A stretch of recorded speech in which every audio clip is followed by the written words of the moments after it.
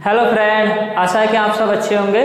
Friend, आज के हम इस वीडियो में जानेंगे कि सेल एड्रेस क्या होता है, एक्सेल क्या है, एक्सेल के अंदर जो हम डाटा एंटर करते हैं वो किस फॉर्मेट में करते हैं, यानी कि और सेल की रेंज क्या होती है, वर्कबुक क्या है और वर्कशीट क्या है। इन सभी के बारे में मैं 1 बाय 1 करके आपको समझाऊंगा। और ये स्टार्ट करने से पहले मैं आपसे रिक्वेस्ट करता हूं कि अगर आप मेरे चैनल पर अभी नए हैं और मेरे चैनल को आपने सब्सक्राइब नहीं किया तो प्लीज़ मेरे चैनल को सब्सक्राइब करें और वीडियो को लाइक करें और कमेंट करें। तो जैसे कि फर्स्ट क्वेश्चन है, how is address of the cell is form. Cell क्या है, सेल का जो एड्रेस है वो किस फॉर्म में होता है और सेल का एड्रेस क्या होता है ये हमें बताना है। और गिव एन एग्जाम्पल, और एक एग्जाम्पल देना है। तो मैंने आपको लास्ट वीडियो में ही बता रखा था कि सेल क्या होता है। अच्छा, सबसे पहले हम जो है एक एक्सेल शीट बना लेते हैं। ये हो गई एक एक्सेल शीट।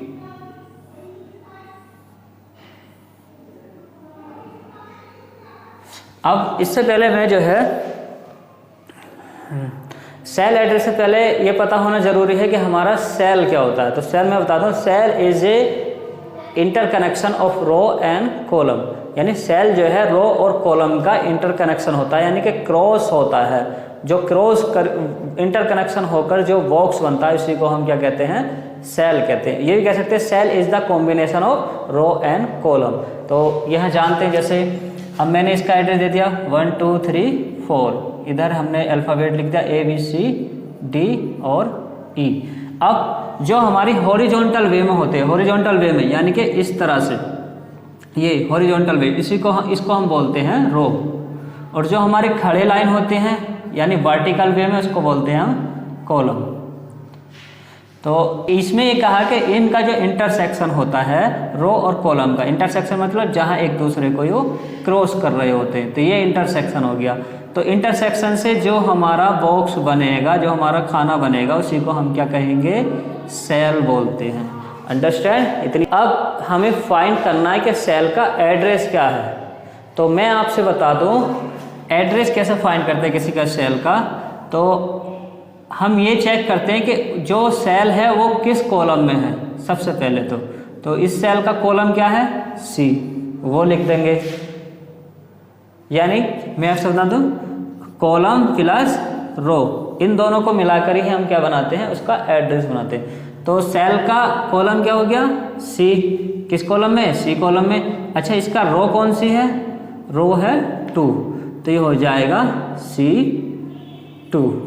यानी इस सेल का जो एड्रेस है हमारा वो क्या बन जाएगा, C2 एड्रेस हो जाएगा। समझे।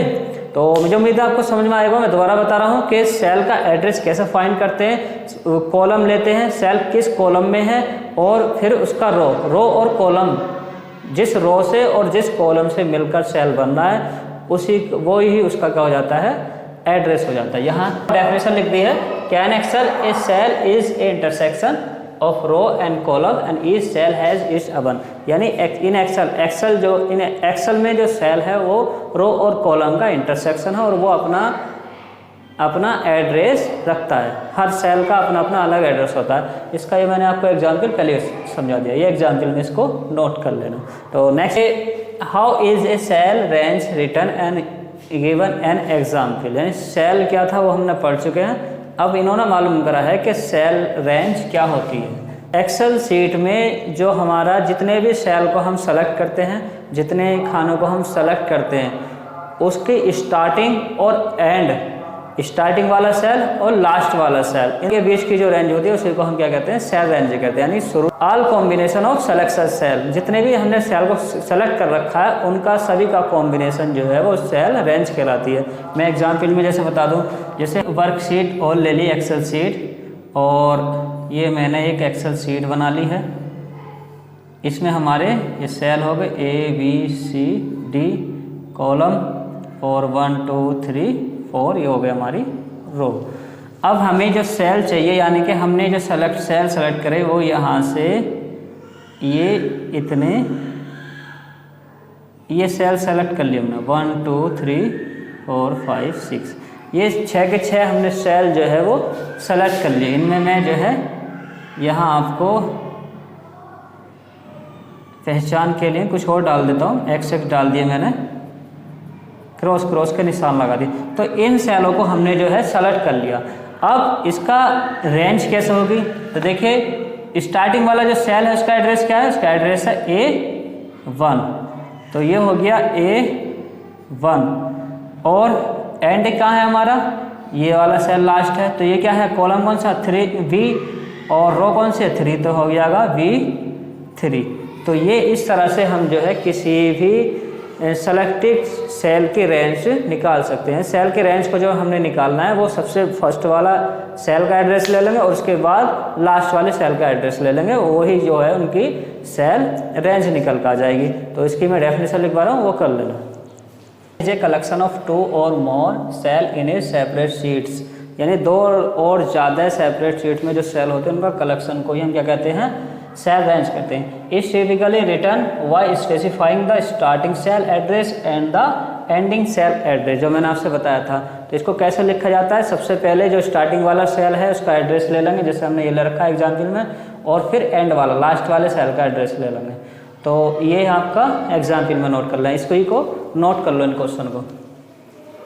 Right the types of data that can be entered in an Excel sheet, यानी एक्सेल सीट में हम किस टाइप का, किस तरह का डाटा हम एंटर कर सकते हैं, फीड कर सकते हैं। तो जैसे न्यूमेरिकल डाटा हो गया, नंबर 1 न्यूमेरिकल डाटा जो 1 2 3 में हम टेक्स्ट में ABCD द्वारा यो अल्फ़ाबेट में हम टेक्स्ट कर सकते हैं। लॉजिकल डाटा हम टेक्स्ट कर सकते हैं, जो लॉजिकल हमारे सिग्नेचर आते हैं एंड और नॉर वाले। एंड एरर डाटा जो गलतियों वाला डाटा होता है। तो ये 4 टाइप का हम डाटा एक्सेल सीट के अंदर एंटर कर सकते हैं। नेक्स्ट क्वेश्चन है कि write the step to create a workbook. Workbook को क्रिएट करने का, बनाने के स्टेप्स लिख लिए, किन किन स्टेप के जरिए से हम वर्कबुक को बना सकते हैं। सबसे पहले मैं आपसे ये बता दूं कि वर्कबुक है क्या, वर्कबुक को बता दूं।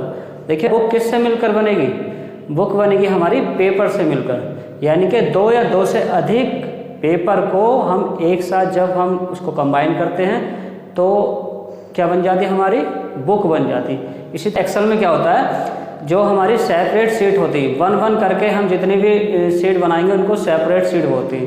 उन सेपरेट शीट को 2 या 2 से अधिक सेपरेट शीट को जब हम एक साथ उनको कंबाइन करते हैं तो हमारी वो बन जाती है वर्क बुक, यानी कि एक्सेल बुक भी कह सकते हैं हम। एक्सेल ऑन योर कंप्यूटर, अपने कंप्यूटर पे सबसे पहले हम एक्सेल को ओपन कर लेंगे। फिर स्टेप 2 में क्लिक फाइल और स्टार्ट फॉर्म द मेन्यू, यानी कि स्टार्ट फॉर्म के बाद सबसे उसके बाद फाइल पर क्लिक करेंगे या फिर स्टार्ट मेन्यू पे क्लिक करेंगे, फिर फॉर्म द मेन्यू जो हमारा साइड में लोगो आ जाएगा उस पर क्लिक कर देंगे। Step 3 select new to create a new work, यानी कि हमें अगर नई वर्कबुक चाहिए तो न्यू पे क्लिक कर देंगे, और अगर हमारी पुरानी कोई पहले से सेव है तो उसको ओपन कर लेंगे। स्टेप 4 चूज ब्लैंक वर्कशीट, और उसके बाद जो है एक ब्लैंक वर्कशीट को हम चूज़ कर लेंगे जो बिल्कुल खाली वर्कशीट होगी जिसमें हम वर्क करेंगे। नेक्स्ट है कि what is difference between workbook and worksheet. Workbook और वर्कशीट में क्या डिफरेंस, जो मैंने अभी बताया था। वर्कबुक क्या होती है, अच्छा वर्कशीट क्या होती है, वर्कशीट जो है एक सिंगल पेज को हम क्या कहते हैं, वर्कशीट कहते हैं, और एक से ज़्यादा पेज को जब हम एक साथ मिलाते हैं तो वो बन जाती है वर्कबुक। यही इसमें डिफरेंस है। मतलब नहीं, workbook is the collection of the worksheet and worksheet is A only single sheet, बस यही इसमें डिफरेंस है। हम और इसके बाद हम क्वेश्चन 1 और 2 के बारे में जानेंगे।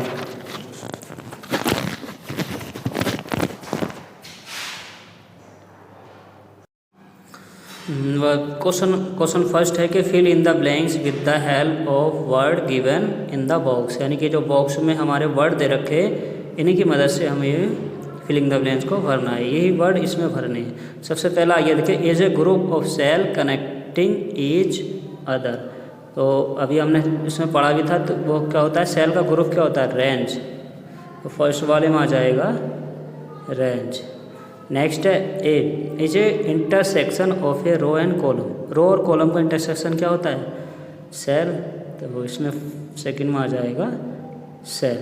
नेक्स्ट है the box display the address of the selected cell, तो ये होगा द नेम बॉक्स, इसमें आ जाएगा नेम। और डी है, डी में आ जाएगा include all combination of letter, यानी टेक्स्ट के ज़रिए से हम किसी भी इंक्लूड कर सकते हैं।